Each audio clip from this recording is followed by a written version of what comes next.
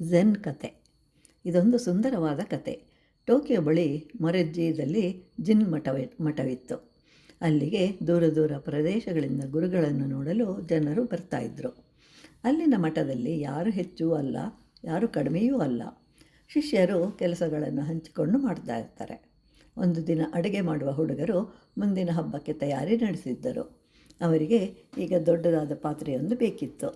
ಅದಕ್ಕಾಗಿ ಹುಡುಕಾಟ ಮಾಡಿದರು. ಅಟ್ಟದ ಮೇಲೆ ಹತ್ತಿ ನೋಡಿದಾಗ ಅವರಿಗೆ ವಿಚಿತ್ರವಾದ ವಸ್ತುಗಳು ಕಾಣಿಸಿದವು. ಅದರಲ್ಲಿ ಒಬ್ಬ ಶಿಷ್ಯನಿಗೆ ಬಹಳ ವಿಚಿತ್ರವಾದ ಪಾತ್ರೆಯೊಂದು ಸಿಕ್ಕಿತು. ಅದರಲ್ಲಿ ಸ್ವಲ್ಪವೇ ನೀರು ಹಿಡಿಯುವಂತಿದೆ. ಬಹುಶಃ ಇದು ಗುರುಗಳ ಪಾದ ತೊಳೆಯಲು ಉಪಯೋಗಕ್ಕೆ ಬರಬಹುದು ಅಂತ ಹೇಳಿ ಶುಚಿಗೊಳಿಸಿ ಸ್ವಲ್ಪ ನೀರನ್ನು ಹಾಕಿ ಒಲೆಯ ಮೇಲೆ ಇಡ್ತಾನೆ. ಇನ್ನೇನು ಕೆಳಗೆ ಇಳಿಸಬೇಕು ಎನ್ನುವಷ್ಟರಲ್ಲಿ ಜೋರಾದ ಶಬ್ದ ಬಂತು. ಅಲ್ಲಿದ್ದವರೆಲ್ಲರೂ ಓಡಿ ಬಂದರು. ಬಹುಶಃ ಆ ಹೊಸ ಪಾತ್ರೆಯಿಂದ ಬಂದಿರಬಹುದು ಅಂತ ಹೇಳಿ ನೋಡುವಷ್ಟರಲ್ಲಿ ಪಾತ್ರೆ ಕರಗಿ ಹೋಗ್ತಾ ಇರುತ್ತೆ. ವಿಚಿತ್ರವಾದ ಶಬ್ದವೂ ಬರ್ತಾ ಇರುತ್ತೆ. ಅಲ್ಲಿಂದ ಆವಿಯಾಗಿ ಮೇಲೆ ಹೋಗಿ ಕೆಳಗೆ ಬರುತ್ತಿದೆ. ನೆಲ ಸೋಕಿದ ಕೂಡಲೇ ವಿಚಿತ್ರವಾದ ಪ್ರಾಣಿಯಂತೆ ಗೋಚರಿಸುತ್ತೆ. ಸ್ವಲ್ಪ ಗಾತ್ರದಲ್ಲಿ ಬೆಕ್ಕಿನಂತೆ ಇತ್ತು. ಮುಖವು ಸಿಂಹದಂತೆ. ಇನ್ನೊಂದು ಕಡೆ ಆನೆಯ ಸೊಂಡಿಲಿತ್ತು. ಕಣ್ಣುಗಳು ಹುಲಿಯಂತೆ.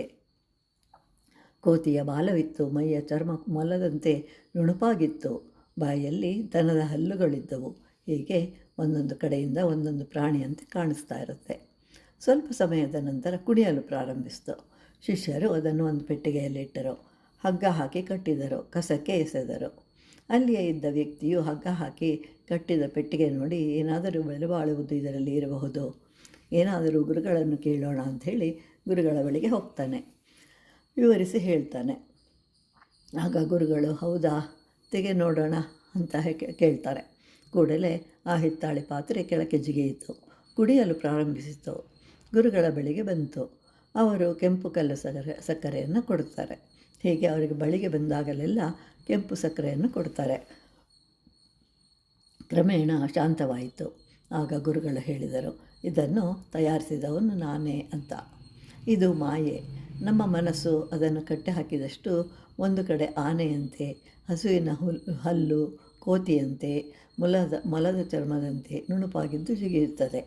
ಹೀಗೆ ಮನಸ್ಸು ಒಂದೊಂದು ಸಮಯದಲ್ಲಿ ಒಂದೊಂದು ರೀತಿಯಾಗಿ ಆಕಾರವನ್ನು ಬದಲಾಯಿಸುತ್ತದೆ. ಇದನ್ನು ಶಿಷ್ಯರಿಗೆ ವಿವರಿಸ್ತಾರೆ ಗುರುಗಳು.